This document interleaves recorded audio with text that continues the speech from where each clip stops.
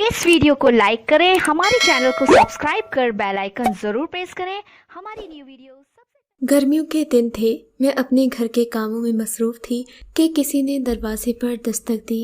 मेरे शौहर ऑफिस और बच्चे स्कूल गए हुए थे। चौकीदार को मैंने किसी काम से भेजा हुआ था। दरवाजे पर दस्तक सुनकर मैं खुद ही बाहर आ गई। दरवाज़ा खोला तो सामने 24-25 साल की नौजवान लड़की खड़ी थी। मैंने उससे पूछा कि वो किस घर से आई है, तो बोली मुझे डॉक्टर तूबा से मिलना है, क्या वो इस वक्त घर में मौजूद हैं? मैंने कहा जी मैं ही डॉक्टर तूबा हूँ, लेकिन आप कौन हैं? मेरे सवाल पर वो चौंक सी गई। जी दरअसल मुझे रबिया बाजी ने भेजा है। उसने कहा तो मैंने उसे अंदर आने की दावत दी, क्योंकि रबिया को मैं अच्छी तरह जानती थी। वो कोई और नहीं, मेरी कज़िन और बचपन की सहेली थी। मैंने उस लड़की से पूछा तुम यहाँ क्यों आई हो? कहने लगी डॉक्टर साहिबा मुझे आपसे अपना इलाज करवाना है। ओहो, तो फिर तुम्हें मेरे क्लिनिक आ जाना चाहिए था। मैंने मुस्कुराते हुए उसकी तरफ देखा। ये सुनकर वो एकदम रो पड़ी। अरे तुम रो क्यों रही हो, मुझे कुछ तो बताओ। मैंने उसे हौसला दिया। डॉक्टर साहिबा दरअसल बात यह है कि मुझे अपना बच्चा ज़ाया करवाना है। वो सिसकियों के दरमियान में बोली। मुझे हैरत हुई कि ये कैसी खुदगर्ज औरत है। औरतें तो अपने माँ बनने की दुआ करती हैं, और ये है कि अपनी को खुद ही उजाड़ना चाहती है। प्लीज़ डॉक्टर साहिबा मेरी मदद करें। उसके लहजे में इल्तिजा थी। देखो पागल मत बनो, आखिर ऐसी कौन सी मजबूरी है जो तुम अपना बच्चा ज़ाया करवाना चाहती हो? मैंने उसे समझाने की कोशिश की, लेकिन उसने मेरे आगे हाथ जोड़ दिए और गिड़गिड़ाने लगी। देखो तुम मेरे आगे हाथ जोड़ो और ना ही मेरे पाँव पकड़ो, मैं ये गुनाह का काम किसी सूरत नहीं कर सकती। मैंने उसे साफ इनकार कर दिया। डॉक्टर साहिबा मैं मानती हूँ कोई माँ अपने बच्चे की दुश्मन नहीं होती, मगर मैं क्या करूँ? मैं नहीं चाहती मेरा बच्चा कल को मेरे नक्शे कदम पर चले। ये कहकर वो ज़ारो कतार रोने लगी। क्या मतलब है तुम्हारा? उसकी बात सुनकर मैं बुरी तरह चौंकी। वो मुसलसल रोई जा रही थी। देखो पहले तुम अपना रोना धोना बंद करो, मुझे वाज़िया तौर पर बताओ तुम ये बच्चा ज़ाया क्यों करवाना चाहती हो? मैंने बड़ी मोहब्बत और अपनायत से उससे कहा। मेरी बातों से उसने हौसला पकड़ा और फिर अपनी आप बीती मुझे यूँ सुनाई। 1.5 साल पहले मैं दुल्हन के रूप में नासिर के घर आई। हमारी शादी धूमधाम से हुई थी। हमारे घर का माहौल बड़ा पुरसुकून था। ससुराल में मेरे अलावा नासिर की अम्मी अब्बू और उसका इकलौता भाई वकास था। ससुर सास मुझे अपनी बेटी समझते थे, मगर मैंने भी कभी उन्हें बेटी की कमी महसूस न होने दी। वकास तो भाभी भाभी कहते थकता न था। मैं भी उसका बेहद ख्याल रखती। वो मुझे छोटे भाइयों की तरह अजीज़ था। नासिर तो मुझ पर जान छिड़कता। बेपनाह मोहब्बत करने वाला शौहर साबित हुआ। उसने मुझे पलकों पर बिठाए रखा था। नासिर बैरून मुल्क किसी फैक्ट्री में अच्छे ओहदे पर काम करते थे। शादी के चंद दिन बाद फिर वहाँ से फ़ोन आ गया कि फैक्ट्री में हाजिर होना है। मुझे नासिर का यूं तन्हा छोड़कर जाना अच्छा नहीं लगा। मैंने उससे बहुत इसरार किया कि तुम बैरून मुल्क वापस चले जाओ, क्योंकि तुम्हारी नौकरी का मसला है, मगर नासिर ने बैरून मुल्क जाने से इनकार कर दिया। उसने पाकिस्तान में ही नौकरी करने की ठान ली। इस मकसद के लिए मुख्तलिफ इदारों के चक्कर भी लगाए, मगर वो किसी के मयार पर पूरा न उतरा। इसलिए वो चंद दिन परेशानी में गुजर गए।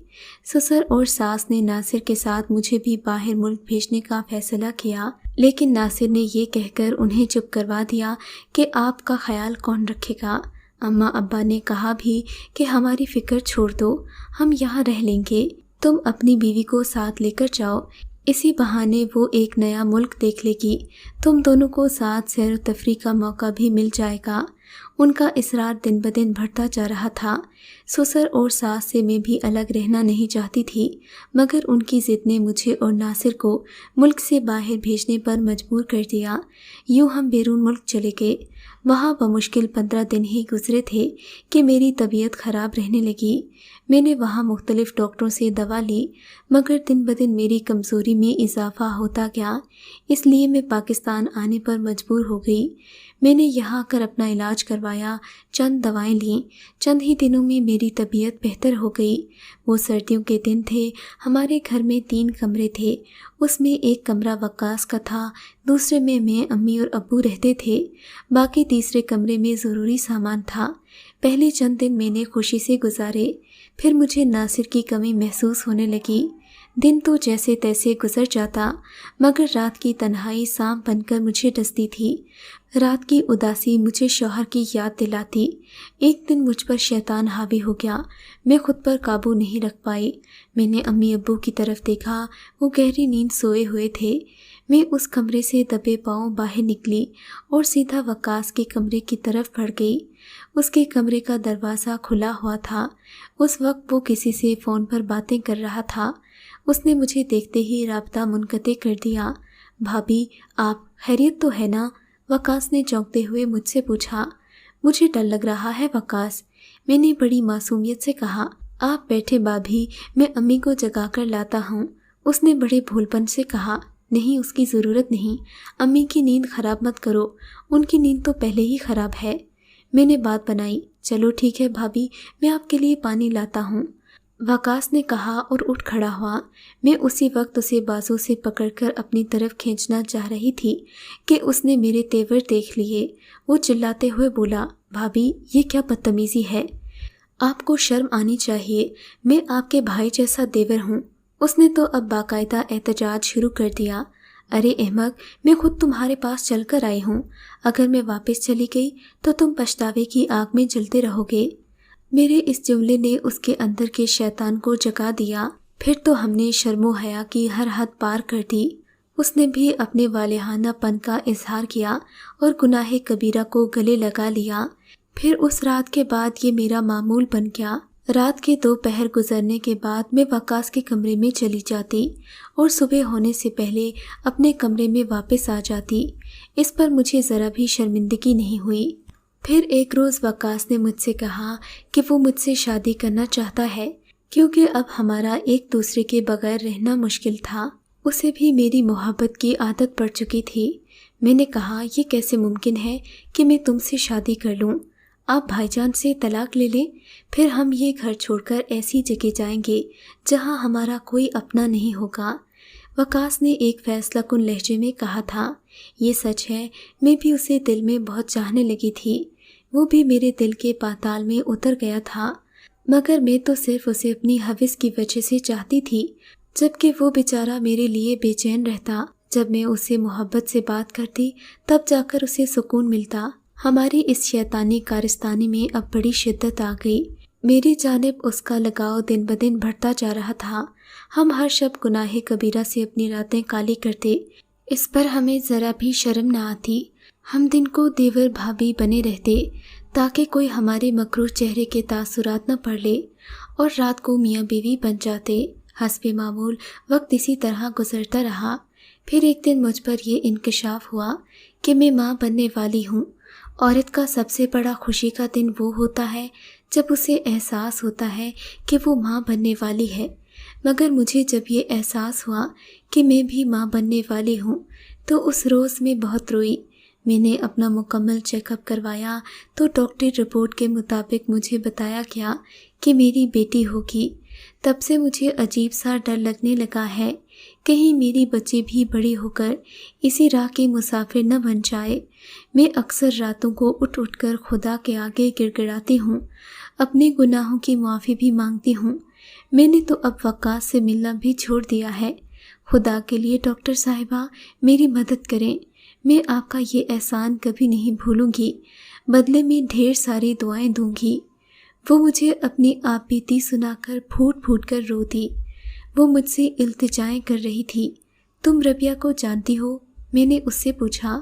جی، ربیہ باجی میری پڑوسن ہے، ہمارے درمیان گہری دوستی ہے، ہم دل کی ہر بات ایک دوسرے سے کرتے ہیں۔ میں نے اپنا بچہ ضائع کروانے کی بات کی، اس نے مجھے بڑی امید کے ساتھ آپ کے پاس بھیجا ہے۔ خدا کے لیے میری مدد کرے، میں آپ کے پاس بڑی امید لے کر آئی ہوں۔ یہ کہہ کر اس کی آنکھوں سے آنسوں کی برسات جاری ہو گئی۔ میں خاموش ہو گئی اور سوچوں کے سمندر میں ڈوب گئی کہ کہیں اس کی مدد کر کے میں ایک معصوم روح کی قاتل نہ بن جاؤں۔ مجھے کچھ سمجھ میں نہ آ رہا تھا کہ میں کیا کروں۔ میری خاموشی طول پکڑتی جا رہی تھی۔ اس نے میرے پاؤں پکڑ کر میری خاموشی توڑ دی۔ روتے ہوئے بولی، ڈاکٹرنی صاحبہ، ایک مرتبہ میری مدد کرو۔ چلو ٹھیک ہے، تم کل آنا، میں تمہارے لیے کچھ سوچتی ہوں۔ میں نے اسے دلاسا دیا اور وقتی طور پر اسے ٹال دیا۔ اس کے جانے کے بعد میں بے قرار رہی۔ اتنے میں ظہر کا وقت ہو گیا۔ میں نے نماز پڑھی، 2 نفل ادا کر کے استغفار کی دعا پڑھی اور پھر دونوں ہاتھ اٹھا کر خالق کائنات سے دعا مانگی۔ اے میرے اللہ، تو بڑا غفور و رحیم ہے، تیرے در سے کوئی خالی نہیں جاتا۔ مجھے اس امتحان میں کامیاب کر دے، کیونکہ تو سب سے عظیم ہے۔ میرے مولا، مجھ سے وہ کام کروا جس میں میری بہتری ہو، جو تجھے اور تیرے حبیب صلی اللہ علیہ وآلہ وسلم کو بھی پسند آئے۔ میرے مولا، میری مدد فرما۔ دعا کر کے میں اپنے بیڈ روم میں چلی گئی۔ جب بچے آئے تو ان کے چہرے اترے ہوئے تھے، وہ پریشان لگ رہے تھے۔ کیا بات ہے بیٹا، تمہارے چہرے کیوں اترے ہیں؟ میں نے بڑے پیار سے ان سے پوچھا۔ ممی، ٹیکسی اسٹاپ پر کسی آنٹی کو ٹیکسی نے ٹکر مار دی، وہ بہت نازک حالت میں زخمی ہوئی ہیں، ان کے سر پر گہری چوٹ لگی ہے اور سر سے خون بہہ رہا ہے۔ لوگ کہہ رہے تھے ان کے بچنے کا کوئی امکان نہیں۔ مجھے بچوں نے بتایا۔ کون تھی وہ؟ کیا اس کے ساتھ کوئی اور بھی تھا؟ میں نے چونکتے ہوئے بچوں سے پوچھا۔ نہیں ممی، وہ بالکل اکیلی تھیں، کسی کو نہیں معلوم وہ کون تھیں۔ بچوں نے مجھے بتایا۔ چلو جلدی کرو، تم لوگ یونیفارم بدلو، میں کھانا لگاتی ہوں، میں نے بچوں سے کہا اور وہ یونیفارم بدلنے چلے گئے۔ پھر کھانا کھایا۔ جب میرے شوہر آفس سے آئے تو ان کی شرٹ پر خون لگا ہوا تھا۔ ان کا خون دیکھتے ہی میں چیخ پڑی۔ وہ بولے، مجھے کچھ نہیں ہوا، میں بالکل ٹھیک ہوں۔ کوئی جوان لڑکی تھی، اس کو ٹیکسی نے ٹکر مار دی، ہسپتال میں فوت ہو گئی ہے، بس اسے اٹھاتے ہوئے ذرا خون لگ گیا تھا۔ انہوں نے تفصیل سے مجھے بتایا۔ کون تھی وہ؟ میں نے بے چین ہو کر پوچھا۔ میرا کوئی دوست تھا، اس کے محلے میں تھی، اب اس کی لاش گھر میں منتقل ہو چکی ہے۔ انہوں نے اپنا کوٹ رکھتے ہوئے کہا۔ حسب معمول جب وہ فریش ہو کر آئے تو میں نے ان کے ساتھ کھانا کھایا اور ٹی وی آن کیا۔ نیوز چینل کے نمائندے نے بتایا کہ ثانیہ زوجہ ناصر کو بازار سے گھر کی طرف واپسی پر ایک کار نے ٹکر مار دی۔ لوگوں نے اسے ہسپتال پہنچایا، مگر زخموں کی تاب نہ لاتے ہوئے اس نے زندگی سے منہ موڑ لیا۔ اس کی پہچان ہو گئی ہے اور لاش ورثہ کے حوالے کر دی گئی۔ میں نے اللہ کا شکر ادا کیا، دل ہی دل میں سجدہ کیا کہ مجھے اس امتحان سے چھٹکارا مل گیا۔ پھر میں نے ثانیہ کے لیے دعا کی کہ خدا اس کے گناہوں کو معاف کر دے۔ اگر آپ کو یہ کہانی اچھی لگی ہے تو اس ویڈیو کو ضرور لائک کیجیے اور کامنٹ سیکشن میں اپنی رائے کا اظہار ضرور کریں۔ اس ویڈیو کو لائک کریں، ہمارے چینل کو سبسکرائب کر بیل آئیکن ضرور پریس کریں۔